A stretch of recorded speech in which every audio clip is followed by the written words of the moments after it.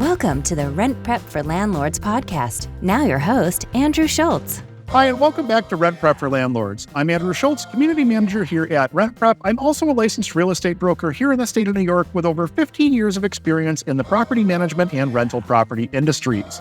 On today's episode, we're talking all about tenant screening. We've got some great tips and tricks to make your next tenant screening run a little bit smoother. We've got a lot to cover today, so let's get to it. The first tip that I wanted to bring up today is that you need to have a solid understanding of what laws you're subject to, as well as a solid understanding of the fair housing law. It's super, super important for you to have that solid understanding of both of these before you ever begin advertising, and certainly before you begin screening for a new tenant. And the reason for that is because not understanding these laws can quickly become a huge headache for you. For instance, any sort of a fair housing law violation can cost you up to $16,000 on your first violation. I'm not going to sit here and teach a fair housing class in this video. That's way outside the scope of what we're doing today. But at a minimum, you need to understand that fair housing law makes it illegal to discriminate against someone based on their race, color, religion, their sex, their gender identity, their sexual orientation, any sort of disability, their family status, or their national origin. And what you might find out as you're doing your research is that your state or your county or your municipality may have additional fair housing protections in place above and beyond those that are found at the federal level. A good example of this is right here in Erie County. Erie County listed lawful source of income as a protected class back in April of 2018.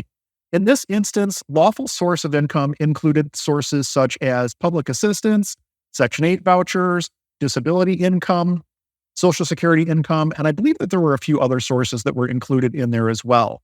So we were responsible for adhering to that legislation even before it became a statewide law in June of 2019, a little over a full year later. It's important to understand that fair housing laws don't just exist at the federal level, and you are responsible for adhering to them at any level, no matter what level of government creates that legislation. Based on our understanding of fair housing law, my next tip is to have a set of fair housing compliant criteria that you're using when you screen every single applicant for that property. We're asked all the time for a good set of fair housing compliant criteria to work from. And the real answer is there's no one set of criteria because every area is going to have different laws as to what you can and can't look for when you're screening your tenants. Depending on where the home is that you're screening for, you may be limited as to what criteria you can look at.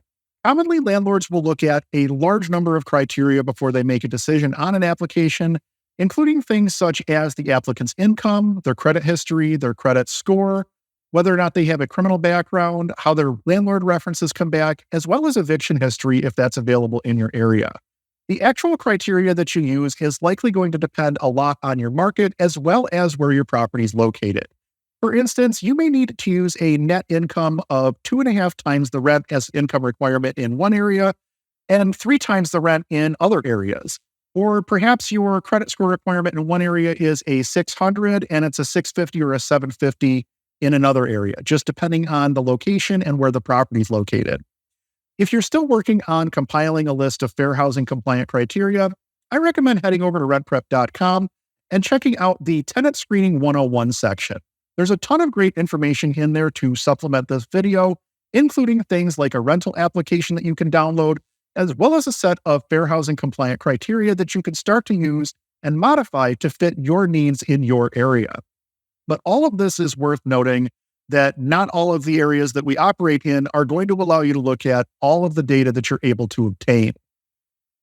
For instance, here in New York, we can no longer reference eviction data as part of our screening process. That was removed as part of the HSTPA laws, the Housing Stability and Tenant Protection Act, that was passed here in June of 2019. And if it's proven that you accessed eviction data or even something like a tenant blacklist, you're looking at a $500 to $1,000 fine per violation. Another interesting screening restriction that we're starting to see is the requirement to approve all other aspects of an application before you're allowed to review the criminal history.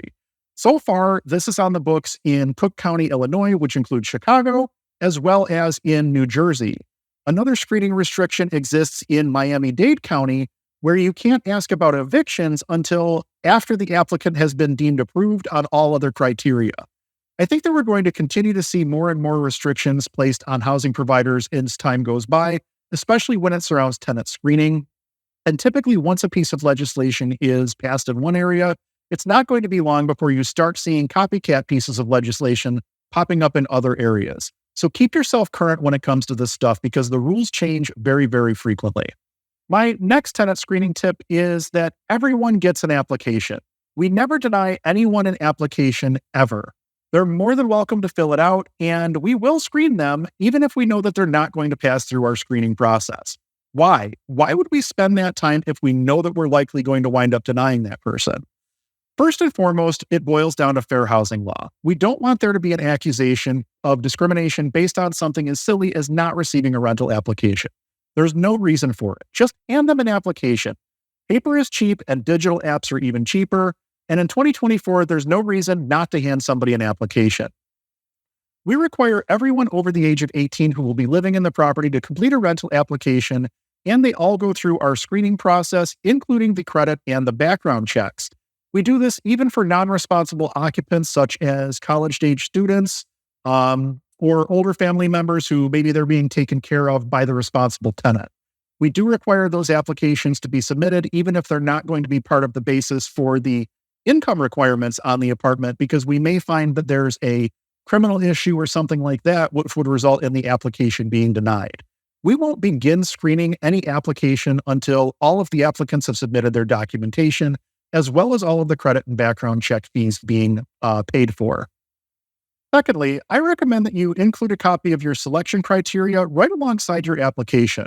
More often than not, the applicants who are not going to qualify will spend some time reading through this criteria and realize that they're not going to pass, or will realize that they're not going to be able to skate by our criteria, that we do screen every single tenant. And more often than not, those applicants will self-select out of the process by simply not applying.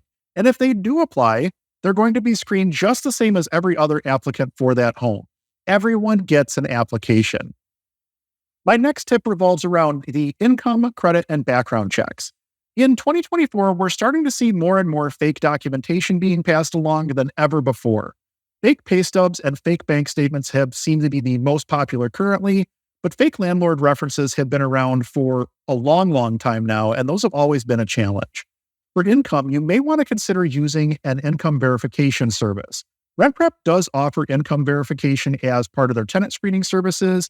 And the nice thing is, with the income verification, your applicant's going to input their bank name as well as their online banking login and password. And then the service actually goes, accesses their account, and downloads the transaction data looking for both regular and irregular income. So things like your biweekly paycheck, as well as things like cash from a check that you deposited after you sold an item, or a check that grandma sent you on your birthday, or something along those lines. It gives you a really good idea of what the person is bringing in both regularly and irregularly in terms of income. It also takes a look at what is currently available and tells you what their current bank balances are, as well as what the average bank balance is as well. This gives a much more consistent picture of an applicant's income, and the applicant's not able to edit anything sent by the service provider, so it's as accurate as their bank records are. Hopefully the bank's records are accurate, because that means that the report that you get is very, very accurate. If you're still screening tenants manually, I do recommend checking out our video on how to spot fake pay stubs. It gives you a lot of insight as to what to look for. We go over several examples of fake pay stubs and other fake documentation, and we even show you how simple it is to generate a fake pay stub on your own. That's definitely a video that's worth checking out, especially as a supplement to this video. I strongly recommend criminal background checks and credit checks on every single applicant. This goes back to treating everyone the same. In New York, we can look at criminal and credit, so we run those each and every time. We look at both the credit score as well as the individual trade lines on the credit, and we also look at the criminal as well. We found that over the years of screening hundreds, if not thousands of tenants at this point, income verification is a great way to validate an applicant's ability to pay. And credit score and credit history, on the other hand, will give you a really good validation as to an applicant's willingness to pay. So if they make $5,000 a month and they only want a $1,000 a month rental, but they've never paid a single credit card bill or a car payment on time, that's going to be a red flag for us. That's something that we're going to catch during our tenant screening. My final tenant screening tip for today is to continue showing your vacancy until you have a signed lease as well as a security deposit. The number of times that someone is flaked when it's time to sign on the dotted line or pay out their deposit is not huge, but it's also not zero either.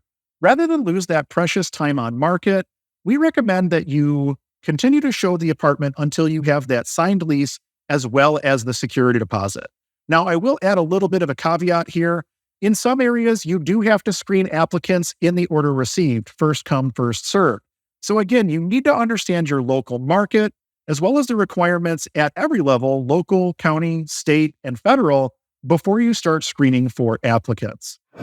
So there you have it. Tenant screening can be a daunting task, and in my opinions, it's one of the toughest parts of property management because the stakes are so high if you choose a bad tenant. Did we miss anything that you include in your screenings? Were you able to pick up some new tips along the way? Drop us a comment down below and let us know how your tenant screening is going. Don't forget to like and subscribe. I'm Andrew Schultz with rentprep.com, and we'll talk to you soon.